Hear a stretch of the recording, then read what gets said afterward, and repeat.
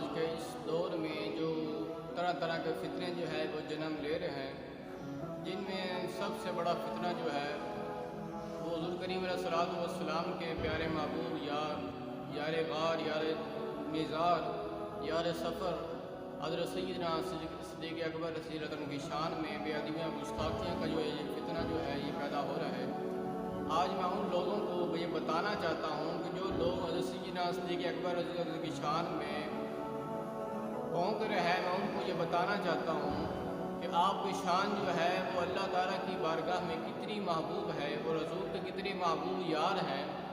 جو لوگ حضرت سیدنا صدیق اکبر رضی اللہ عنہ کی شان میں گستاخیاں بے ادبیاں کر رہے ہیں، ان کو میرا یہی پیغام ہے کہ حضرت سیدنا صدیق اکبر رضی اللہ تعالیٰ عنہ کی شان تو ورا و ورا ہے۔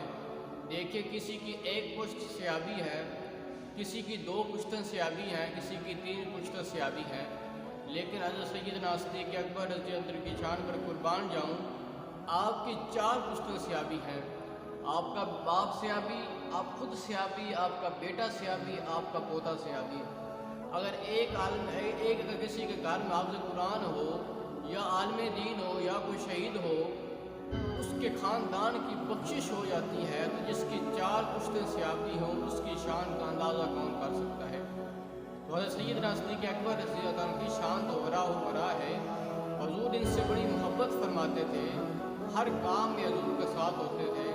اس لیے حضور نے فرمایا، جس باغ میں آتا ہے کہ ما نافعنی مال احد قط ما نافعنی مال ابی بکر، کہ مجھے کسی کے مال نے اتنا نفع نہیں دیا جتنا کہ ابو بکر کے مال نے مجھے نفع دیا ہے۔ تو حضرت سیدنا صدیق اکبر رضی اللہ عنہ کی شان کو اندازہ کون کر سکتا ہے؟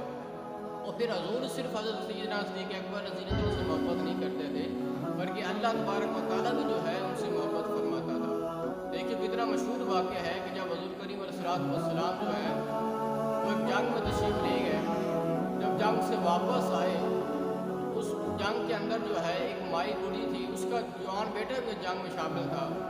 جب حضور کریم علیہ الصلوۃ والسلام جنگ سے واپس آئے، وہ مائی جو ہے وہ راستے میں اپنے بیٹے کے آنے کا انتظار کر رہی ہے۔ جب حضور اس مائی کے پاس آئے تو مائی نے کہا کہ حضور میرا بیٹا کہاں ہے؟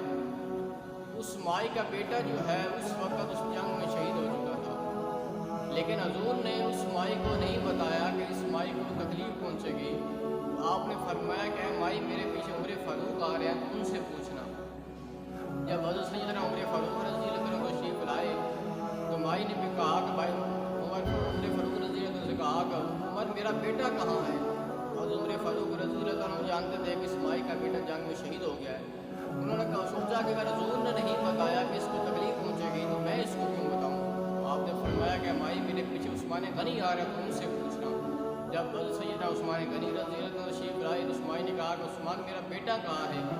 آپ نے بھی فرمایا کہ مائی تمہارے بیٹا، اور آپ بھی جانتے تھے کہ اس مائی کا بیٹا شہید ہو گیا، لیکن آپ نے سوچا کہ جب حضور نے نہیں بتایا، عمر فاروق نے نہیں بتایا، تو میں کس طرح بتاؤں؟ آپ نے فرمایا کہ مائی میرے پیچھے مولا علی آ رہے ہیں، ان سے پوچھنا۔ جب حضرت مولا علی رضی اللہ عنہ تشریف لائے تو اس مائی نے کہا کہ حضور میرا بیٹا کہاں ہے؟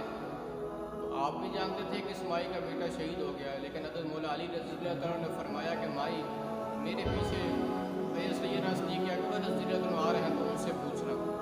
جب حضرت سیدنا صدیق اکبر رضی اللہ عنہ تشریف لائے تو مائی نے کہا کہ حضور میرا بیٹا کہاں ہے؟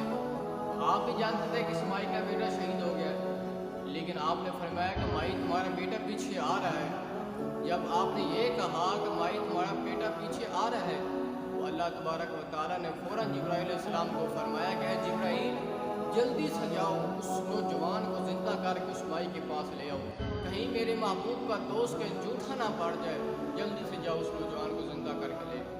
تو دیکھیے، اللہ کو اتنی محبوب حضرت سیدنا صدیق اکبر رضی اللہ عنہ ہے کہ آپ کے منہ سے الفاظ نکلے ہیں تو اللہ تعالیٰ نے فوراً اس کو قبول کر لیا کہ کہیں میرے محبوب کا دوست جھوٹا نہ پڑ جائے۔